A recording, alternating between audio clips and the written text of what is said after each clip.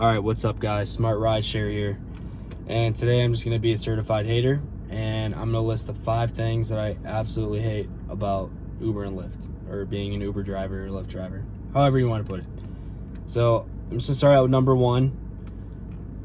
I'm going to go from number 5. Number 5. And I would say is the complete oversaturation of both platforms with drivers. Uber and Lyft do not know when to stop hiring drivers, and that's what they want. The number 1 goal is for the lowest wait time. They do not care how much of a pay cut that current Uber and Lyft drivers have. If they've been working on the platform for 5 years, 6 years, 10 years, 1 year, like they don't care. They don't care if you get a pay cut, if you got to work 12, 13 hours a day just to make ends meet. They do not give a shit about that. So I'd say that's number 5. Number 4, I hate when I have to pack my car with really, really, really obese people. It sounds terrible, I know, but like it ruins my suspension. In the city I'm in, there's so many bumps, so many, like the roads are so bad. Every bump, if there's a whole bunch of people in here, it's destroying my suspension, my shocks, whatever else is down there. And sometimes I really feel it. It destroys my seats. When it's summer, they smell really bad. I'm also not skinny I'm pretty big, but like I'm talking like 500 pounds, 600 pounds, where they medically like need a different vehicle. I feel really bad for the people who, like that one $500 or one 500-pound person who tried to go in a Toyota Prius, and they tried to sue because the person left or ditched her or said they wouldn't do it. I completely understand that guy, and I think a lot of other drivers also completely understand that. Number 3 is people who completely reek of like no deodorant, not like nonstop smokers, heavy smokers, and alcoholics. And when that's all mixed in one, it leaves a smell in here that you cannot get out for an entire week. I have to go on the highway, go like 100 miles an hour, all the windows down, just to get like some of the smell out. And on top of that, it's like stuck in my vents. I can't get the smell out of my car, and I have to stop what I'm doing. I have to cancel any reservations I have because I know that smell is going to linger in here. And once they're in here, I just do the ride because they're already in here. They already touched the seats. I already know what they smell like. Like a few extra minutes in my car isn't going to make it any less worse. So I just take them and deal with it later.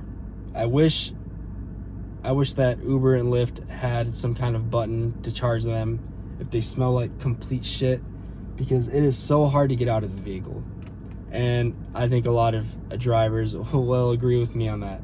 So if you're a passenger and you absolutely reek, put deodorant on, shower.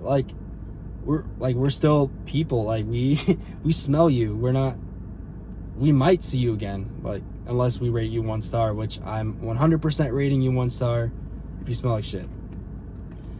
All right. Number 2, 3. Let's do number 2. All right.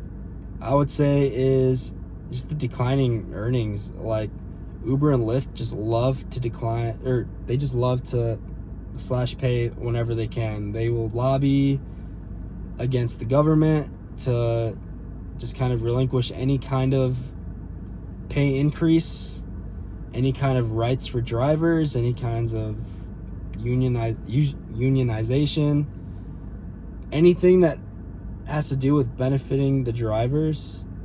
Uber and Lyft will pay hundreds. Yeah, they will. They have hundreds of millions to not give us rights, which is just so effed up. And you can even just look up like how much Uber has lobbied against drivers or have lobbied for their own gain. Yeah, Uber and Lyft actually, or Uber specifically, they have a ton of political power right now, and it's not very good for the drivers at all. And number one, you know what? I'm just gonna double down with oversaturation, because if you go on the Uber app, try calling an Uber right now and see how many drivers are in your area. Even if you're like far out in the suburbs, there's still gonna be like 7-8 drivers like really close to you. You're gonna have like a 2 to 5 minute wait, and it's just terrible. Like, I wish there was a better way. I wish there was a better way to have people onboarded without completely oversaturating. Sorry, there's someone staring at me over here. It's kind of weird, like straight staring at me. But I'd say that's like the number one problem. If you go on in like a Uber, Lyft Facebook group, your number one issue that you're gonna see is just oversaturation, and it's terrible for like we make less. We gotta work harder. We gotta work longer. Yeah, work longer hours, put more wear and tear in our cars driving around, and it's just not right. So yeah, that's pretty much it.